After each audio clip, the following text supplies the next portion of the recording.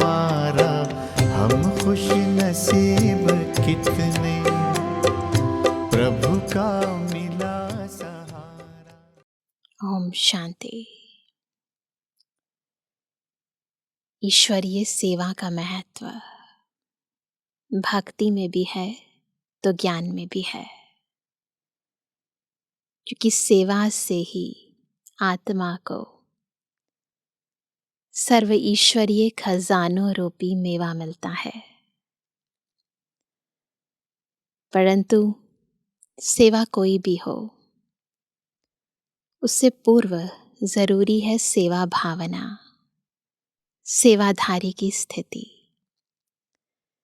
आज की मुरली में हम विशेष ईश्वरीय सेवा का महत्व और सेवा करने से पूर्व हमारी आंतरिक स्थिति कैसे होनी चाहिए, और ईश्वरीय सेवा कौन सी आत्माएं कर सकती हैं, इसकी गहराई को हम बहुत ही सहजता से बाबा के शब्दों में, ईश्वरीय महावाक्यों में समझेंगे। तो अभी हम सुनेंगे 18 नवंबर 2023 के महावाक्य। बाबा ने कहा, मीठे बच्चे, मनुष्य को देवता बनाने की सर्विस का तुम्हें बहुत बहुत शौक होना चाहिए, लेकिन इस सर्विस के लिए स्वयं में हड्डी धारणा चाहिए। बहुत इंपॉर्टेंट बात, हड्डी धारणा, बिल्कुल अचल अडोल धारणा। प्रश्न है, आत्मा मैली कैसे बनती है? आत्मा पर कौन सी मैल चढ़ती है? आत्मा मैली कैसे बनती है? उत्तर है, मित्र संबंधियों की याद से आत्मा मैली बन जाती है। मेरे होते हैं ना, ये मेरा बेटा, ये मेरा पति, ये मेरी मम्मी, ये मेरे पापा, ये सब क्या कर रहे हैं? मेरा मेरा मैला बना देता है। पहले नंबर का किचड़ा है देह अभिमान का। मैली कैसे बनी? सबसे पहले नंबर का किचड़ा कौन सा लगता है? देह अभिमान का। फिर लोभ मोह का किचड़ा शुरू होता है। यह विकारों की मैल आत्मा पर चढ़ती है, दिखाई नहीं देती, स्थूल शरीर से नहीं दिखाई देती, पर अंतर में आत्मा पर चढ़ती है। फिर बाप की याद भूल जाती है, सर्विस नहीं कर सकते हैं। तो अगर अभिमान है, अगर विकार है, तो सेवा नहीं कर सकते। सेवा करने के लिए तो आत्मा निमित्त, निर्माण, है ना, ऐसी पवित्र स्थिति चाहिए, तब भगवान की सेवा कर सकेंगे। आज का गीत है, तुम्हारे बुलाने को जी चाहता है, मुकद्दर बनाने को जी चाहता है।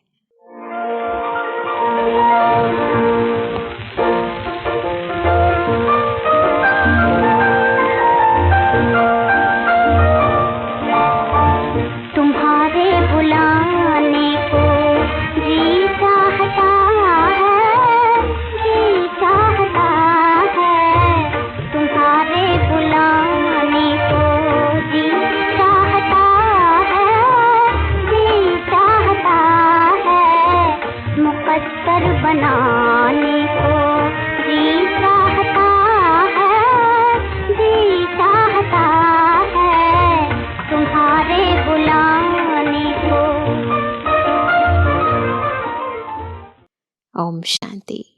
यह गीत बड़ा अच्छा है। बच्चे गारंटी भी करते हैं कि आपका सुन करके फिर यह ज्ञान सुनाने की दिल होती है। जो ज्ञान हम बाबा से धारण करते हैं तो मन करता है ना कि औरों को भी दें। याद तो बच्चे करते हैं, यह भी जरूर है, कोई याद करते होंगे और मिले भी होंगे। बाबा से कहा जाता है, कोटों में कोई आकर के यह वर्षा लेते हैं। अभी तो बुद्धि बहुत विशाल हो गई है। जरूर 5000 वर्ष पहले भी बाप राजयोग सिखाने आया होगा। विशाल हो गई ना बुद्धि, तो आदि मध्य अंत का ज्ञान हो गया है। हमें पता है कि ये ड्रामा हूबहू रिपीट हो रहा है। कल्प पहले भी हम बाबा से मिले थे, अब फिर मिल रहे हैं और मिलते रहेंगे। तो बुद्धि विशाल हो गई है।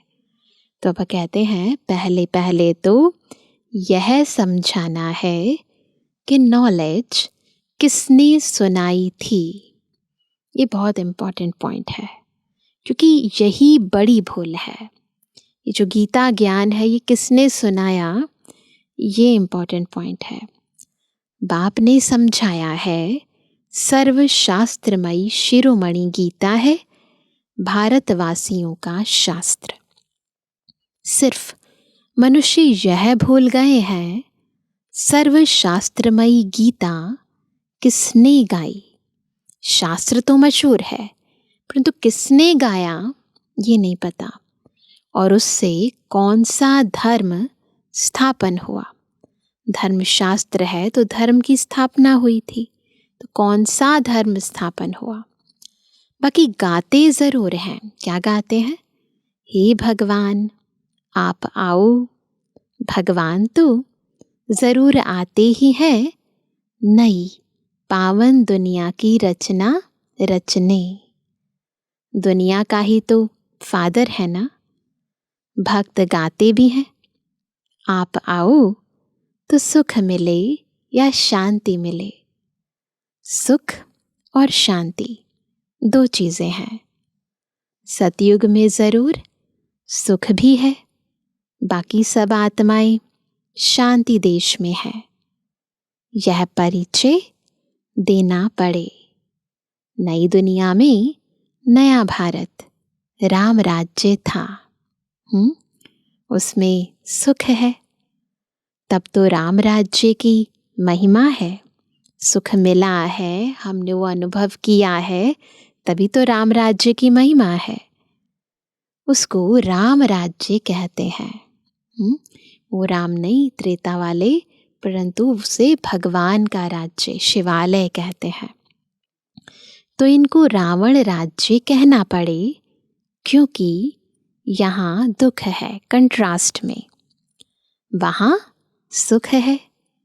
बाप आकर सुख देते हैं, बाकी सबको शांति धाम में शांति मिल जाती है। बाकी जो आत्माएं हैं ऊपर चली जाती हैं, उन्हें शांति मिल जाती है। शांति और सुख का दाता तो बाप है ना। यहाँ है अशांति दुख। तो बुद्धि में यह ज्ञान टपकना चाहिए ऑटोमेटिकली। जैसे कोई चीज़ फुल हो जाती है ना तो टपकती है, तो ऑटोमेटिकली ये ज्ञान निकलना चाहिए। इसमें अवस्था बड़ी अच्छी चाहिए। बाबा का ज्ञान जब सुनाए तो आंतरिक स्थिति बहुत अच्छी चाहिए। ऐसे तो छोटे बच्चों को भी सिखलाया जाता है, परंतु अर्थ तो समझा ना सके, है ना। इसमें हड्डी धारणा चाहिए, जो कोई फिर प्रश्न पूछे तो समझा भी सके। अवस्था अच्छी चाहिए। कई बार हम कहते भी हैं कि जैसी अवस्था वैसी व्यवस्था। तो जैसी अवस्था होगी उसी अनुसार फिर हम सेवा भी करेंगे। नहीं तो कभी देह अभिमान में, कभी क्रोध मोह में गिरते रहते हैं। लिखते भी हैं, क्या बाबा आज हम क्रोध में गिरा, आज हम लोभ में गिरा। अवस्था मजबूत हो जाती है तो गिरने की बात ही नहीं रहती। बहुत शौक रहता है मनुष्य को देवता बनाने की, सर्विस करें। गीत भी बड़ा अच्छा है। कौन सा गीत था? तुम्हारे बुलाने को जी चाहता है। बाबा आप आएंगे तो हम बहुत सुखी हो जाएंगे। बाप को आना तो जरूर है, नहीं तो पतित सृष्टि को पावन कौन बनाए। श्री कृष्ण तो देहधारी है, उनका व ब्रह्मा विष्णु शंकर का नाम नहीं ले सकते। गाते भी हैं, क्या गाते हैं? पतित पावन आओ। तो उनसे पूछना चाहिए, यह तुमने किसके लिए कहा? पतित पावन किसके लिए कहा?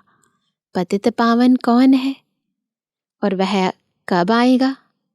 पतित पावन वह है, उनको बुलाते हो तो जरूर यह पतित दुनिया है। पावन दुनिया सतयुग को कहा जाता है। पतित दुनिया को पावन कौन बनाएंगे? गीता में भी है, बरोबर भगवान ने ही राजयोग सिखाया और इन विकारों पर ही जीत पाई। काम महाशत्रु है।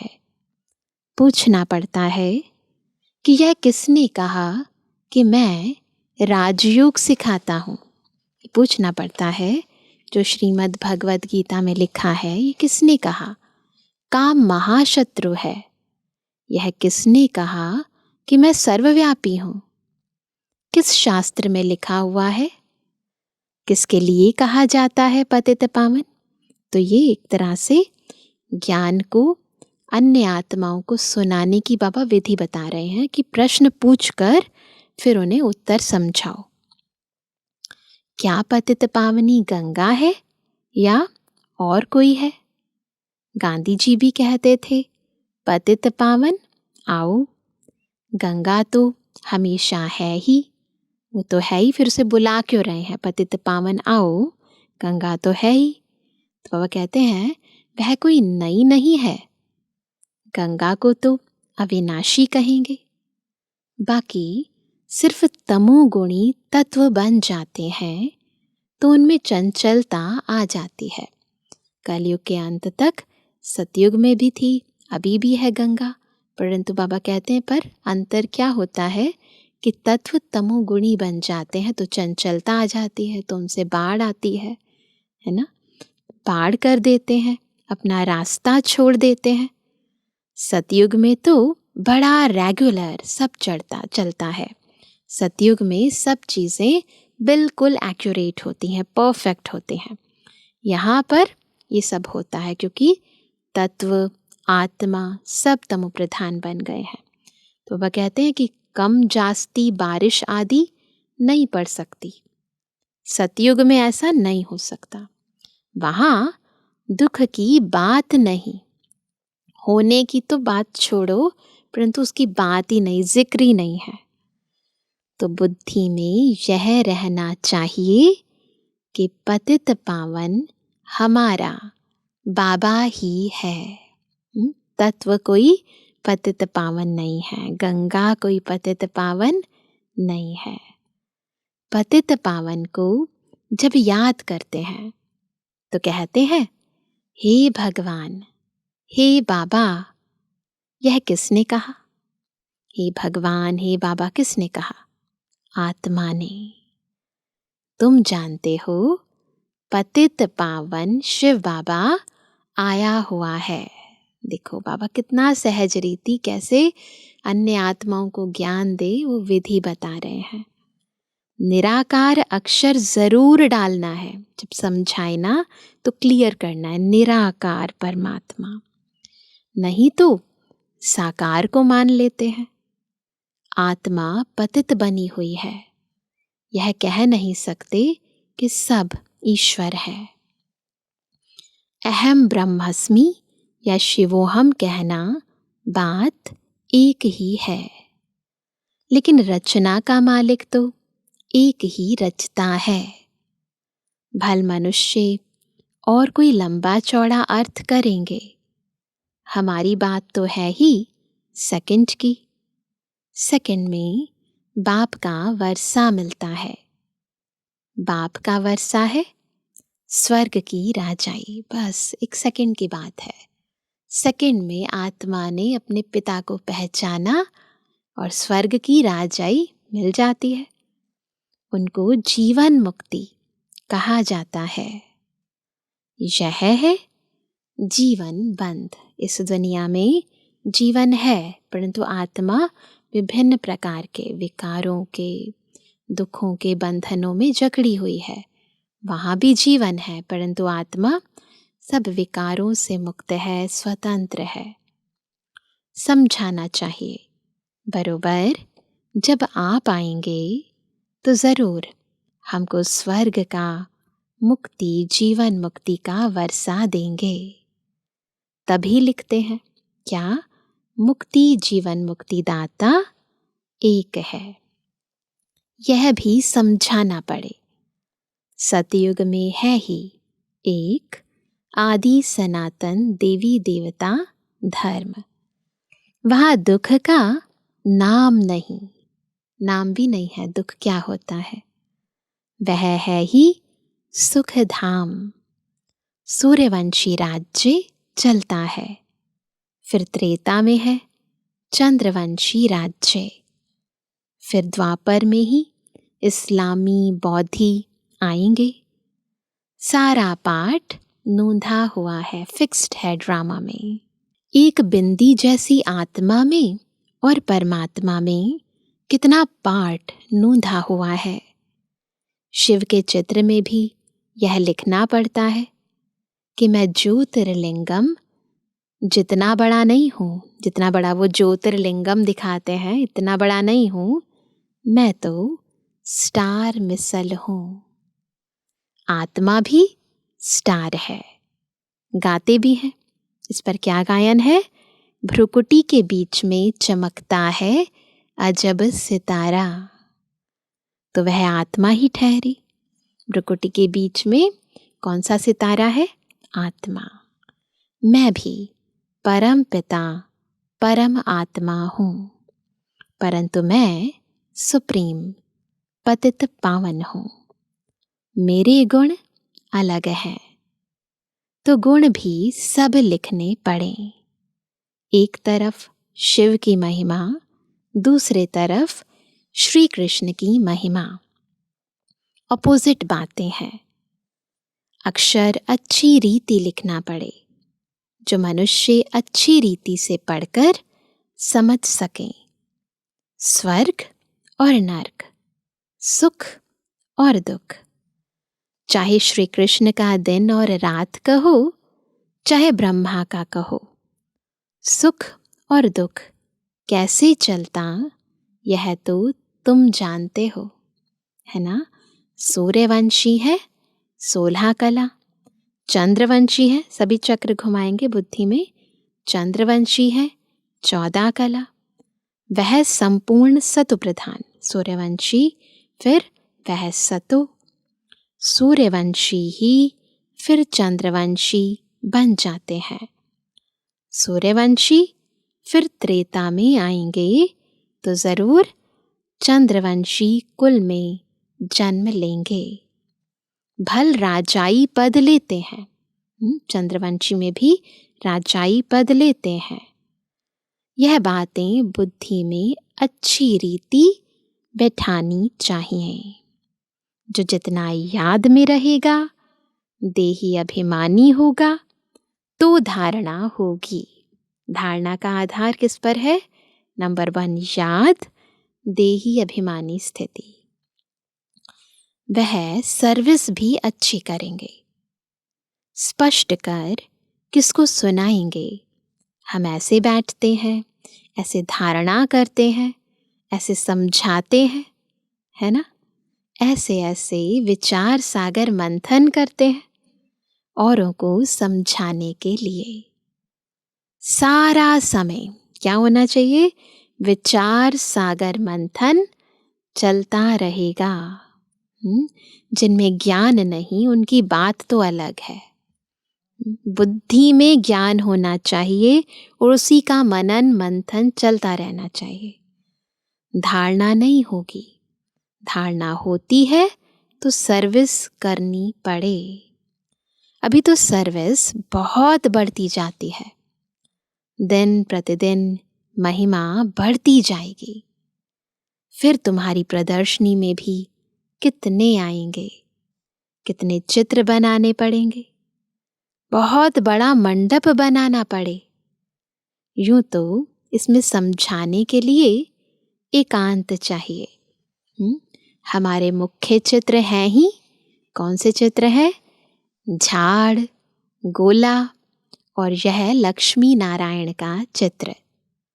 राधे कृष्ण के चित्र से इतना समझ नहीं सकते कि यह कौन है। इस समय तुम जानते हो कि हमको अब बाप ऐसा पावन बना रहे हैं। कैसा पावन? लक्ष्मी नारायण जैसा पावन बना रहे हैं, है ना। सब तो एक जैसे संपूर्ण नहीं बनेंगे। आत्मा पवित्र होगी, बाकी ज्ञान थोड़े ही सब धारण करेंगे। धारणा नहीं होती तो समझा जाता है यह कम पद पाएंगे।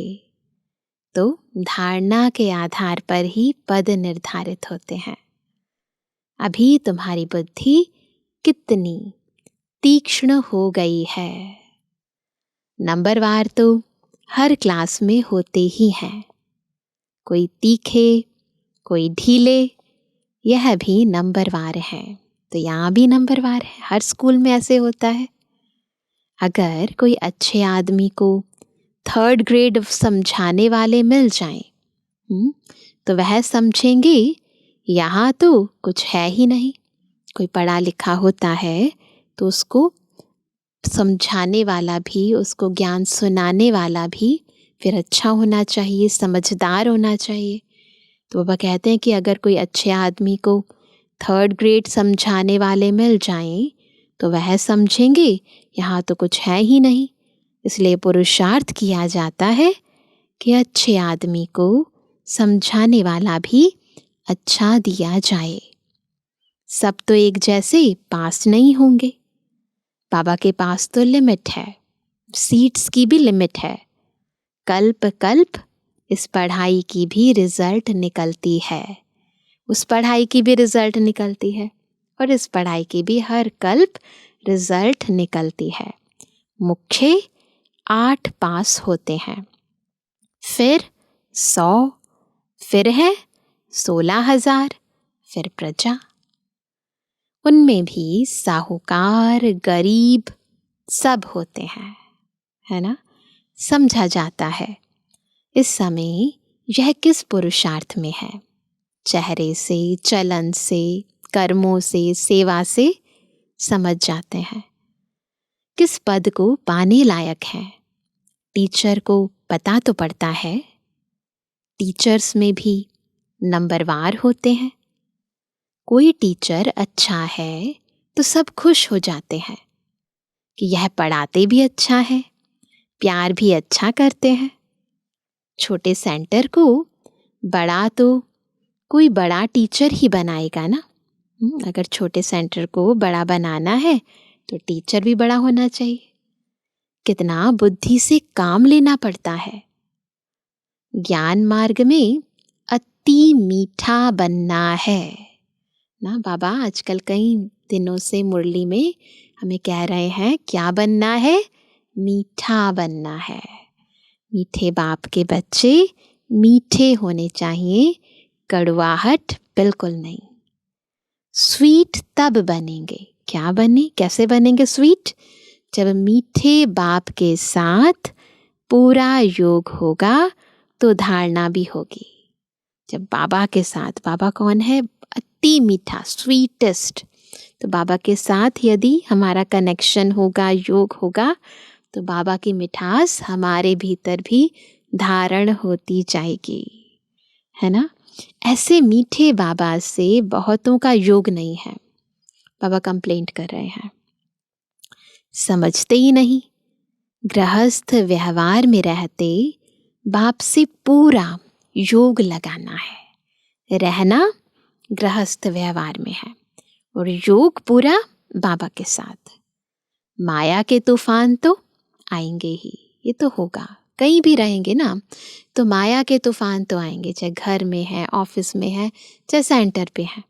माया तो कहीं नहीं छोड़ेगी। कोई को पुराने मित्र संबंधी याद आएंगे, कोई को क्या याद पड़ता रहेगा। तो मित्र संबंधियों आदि की याद आत्मा को मैला कर देती है। पॉइंट नोट करेंगे, आत्मा कैसे मैली होती है? जब मित्र संबंधियों की याद आती है। तो बाबा कहते हैं कि चिढ़ा पड़ने से फिर घबरा जाते हैं। इसमें घबराना नहीं है। याद आती है, योग नहीं लगता है तो घबरा जाते हैं। बाबा कहते हैं घबराना नहीं है, यह तो माया करेगी, किचड़ा पड़ेगा ही हमारे ऊपर ना, वो तो विघ्न डालेगी। होली में किचड़ा पड़ता है ना, कई लोग कीचड़ से भी होली खेलते हैं। हम बाबा की याद में रहें तो किचड़ा नहीं रहेगा। क्या करना है? घबराना नहीं है, बाबा को याद करना है। बाप को भूले तो पहला नंबर कौन सा किचड़ा है? देह अभिमान का किचड़ा पड़ेगा। बाबा हमें देही अभिमानी बनाते हैं, तो जितना बाबा को याद करेंगे आत्मिक स्थिति, आत्मिक स्मृति बढ़ती जाएगी। और बाबा को भूले तो फिर देह अभिमान, फिर लोभ, मोह आदि सब आएंगे। ये भी सब पूरी की पूरी फैमिली इकट्ठी आ जाती है। अपने लिए मेहनत करनी है, कमाई करनी है, और फिर आप समान बनाने की मेहनत करनी है।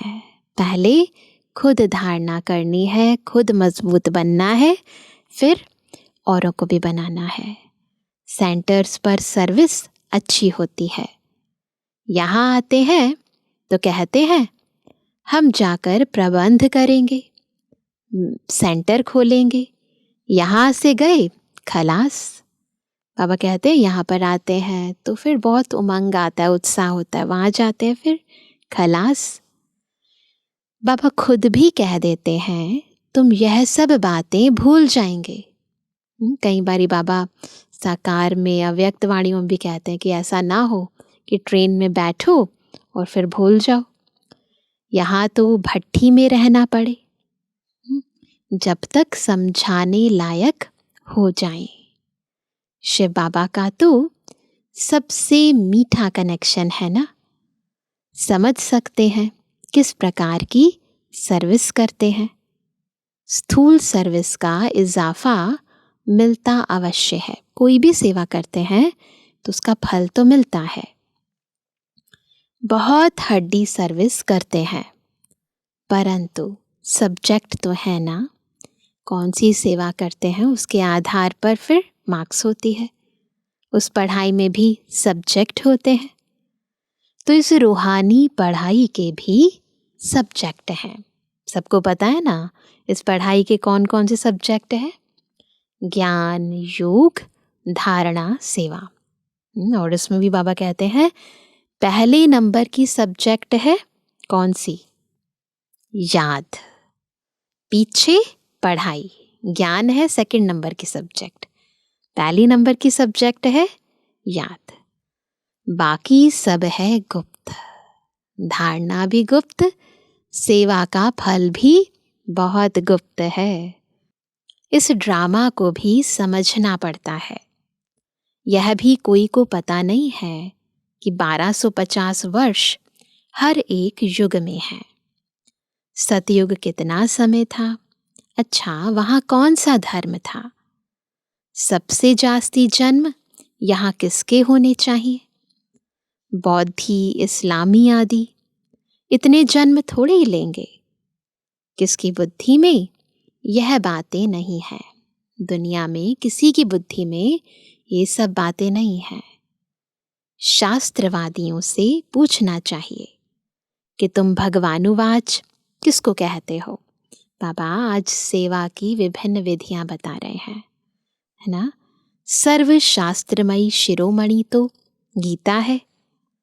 भारत में पहले पहले तो देवी देवता धर्म था। उनका शास्त्र कौन सा? देवी देवता धर्म का शास्त्र कौन सा? गीता किसने गाई? श्री कृष्ण भगवानुवाच तो हो ना सके। स्थापना और विनाश कराना तो भगवान का ही काम है। स्थापना कोई भी देहधारी नहीं कर सकते, ये तो भगवान का काम है। विनाश कराना भी भगवान का काम है। श्री कृष्ण भला कब आया, ऐसे ऐसे उनसे प्रश्न पूछ सकते हैं। अभी किस रूप में है?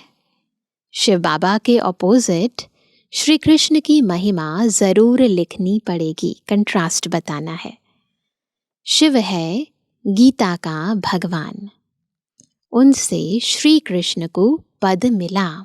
वो है क्रिएटर, वो है क्रिएशन। श्री कृष्ण के 84 जन्म भी दिखाते हैं। पिछाड़ी में फिर ब्रह्मा का एडॉप्टेड चित्र भी दिखाना पड़े। हमारी बुद्धि में जैसे 84 जन्मों की माला पड़ी हुई है, बुद्धि में पूरे 84 जन्मों का ज्ञान है, तो जैसे माला पड़ी हुई है।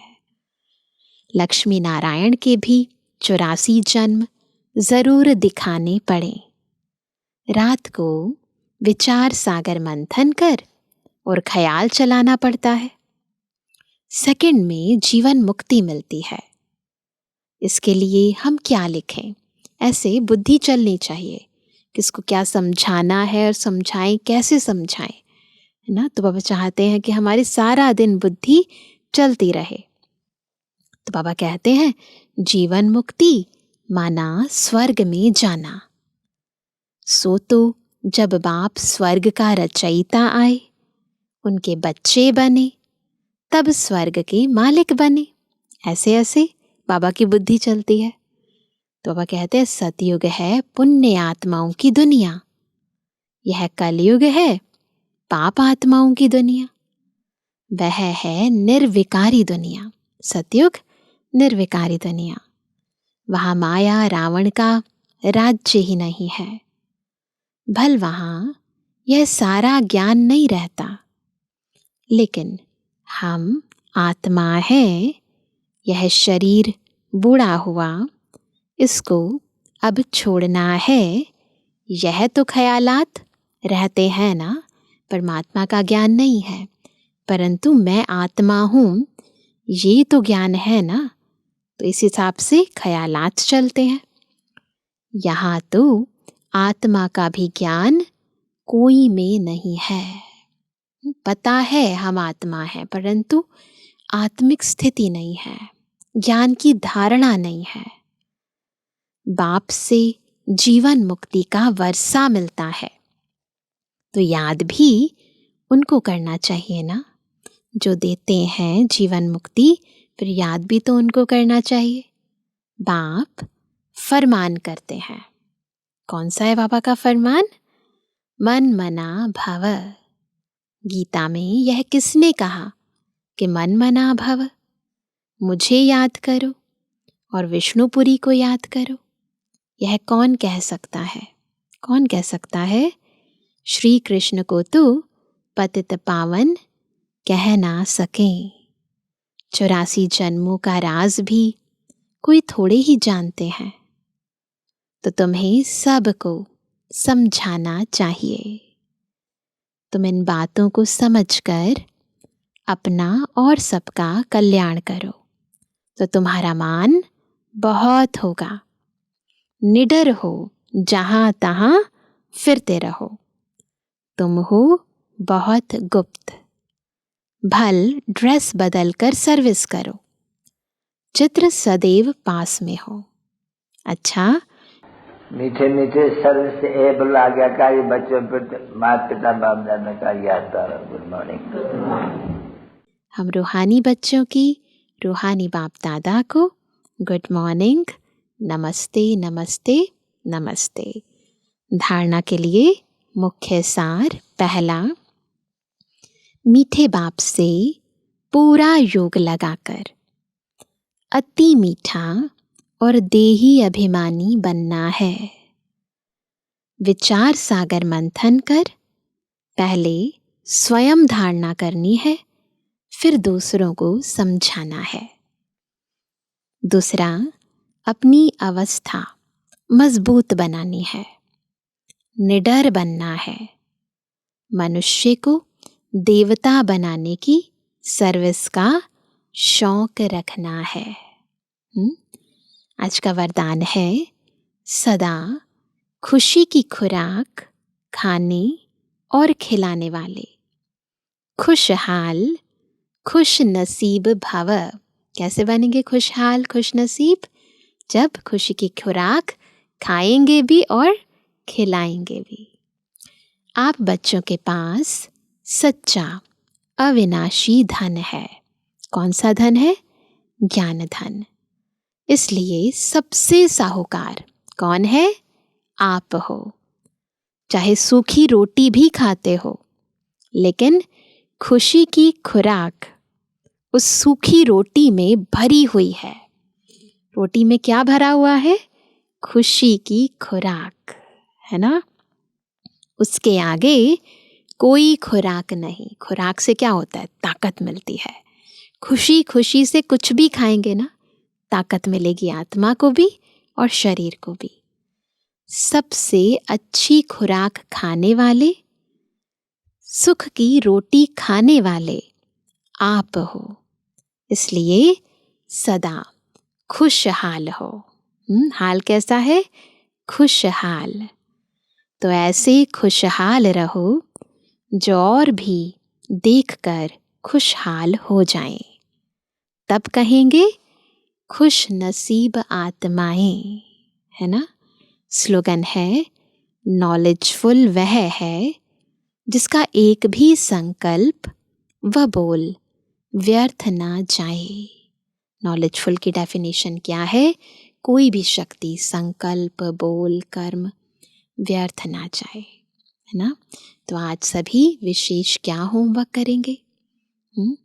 आज अपने भाग्य को याद करेंगे। बाबा ने मुझे इस ब्राह्मण जीवन में क्या क्या प्राप्तियां कराई हैं, तो भाग्य विधाता की याद और अपने भाग्य की याद से हम सदा अब खुशियों के गीत गाते रहेंगे, है ना? इस ब्राह्मण जीवन की महिमा करते रहेंगे और इस खुशी खुशी से जो भी काम करेंगे, खाएंगे, पिएंगे या चलेंगे फिरेंगे, कुछ भी करेंगे, तो खुशी से किया गया कार्य भी खुद को और दूसरों को खुशियों से भरपूर करेगा। तो सदा स्मृति में रखेंगे, मैं कौन और मेरा बाबा कौन। अपने भाग्य की स्मृति और भाग्य विधाता की स्मृति। अच्छा, ओम शांति।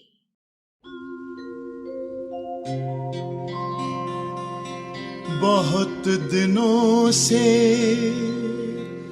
भटक रहे थे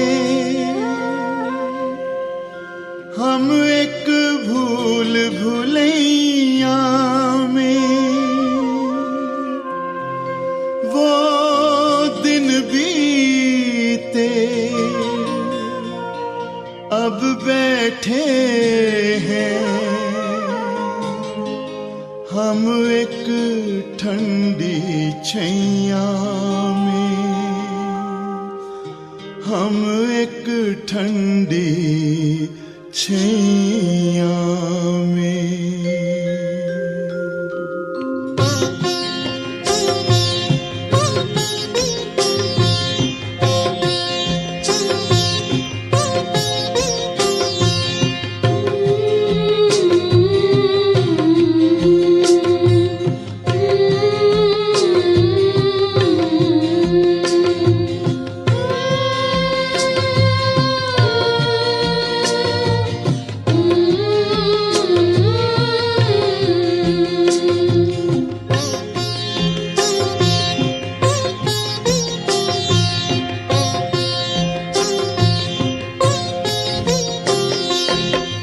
जो सहारा ढूंढते थे वो सहारा मिल गया, मिल गया। ओ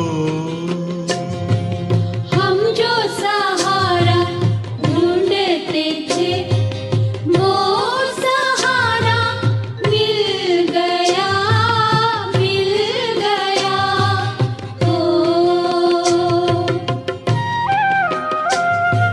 हमको हमारी संसार सारा मिल गया, मिल गया। ओ हमको हमारी खुशियों का संसार सारा मिल गया, मिल गया। ओ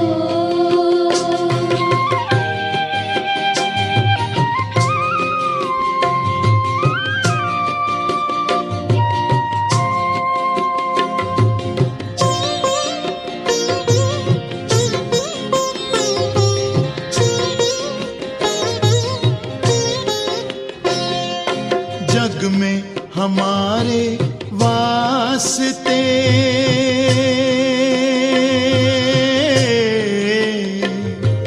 बंद थे सारे रास्ते।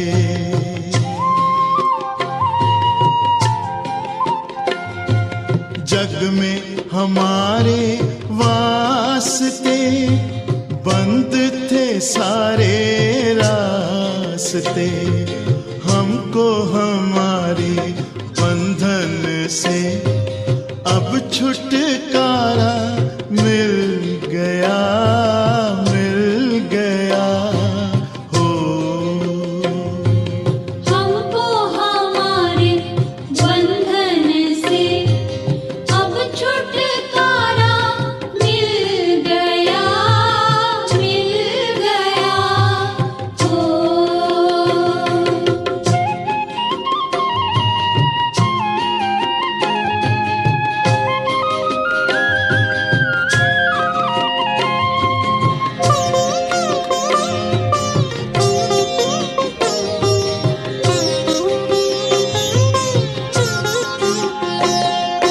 भंवरों के बीच नैया थी,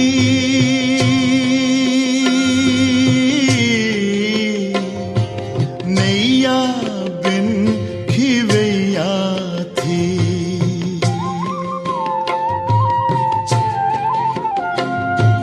भंवरों के बीच नैया थी, नैया बिन खिवैया थी। घबरा के हमने पुकारा तो तारन हारा मिल गया, मिल गया। ओ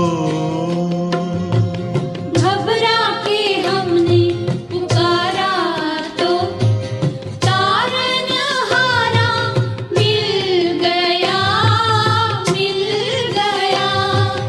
ओ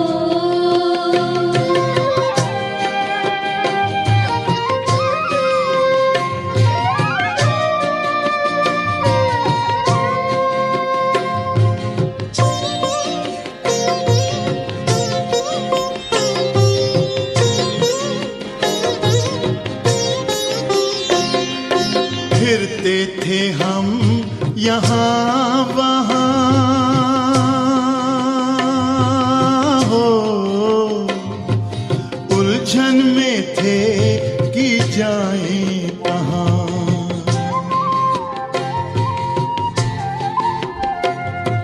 फिरते थे हम यहाँ वहाँ, उलझन में थे कि जाएं कहाँ। इसका समाधान हमको यहाँ बाबा के द्वारा मिल गया, मिल गया। हो इसका समाधान हमको यहाँ बाबा के द्वारा मिल गया, मिल गया। ओ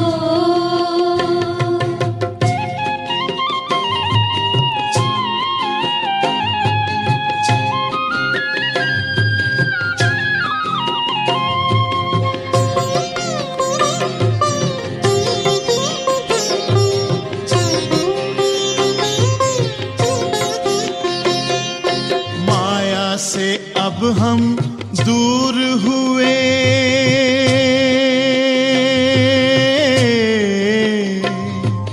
आनंद से भरपूर हुए।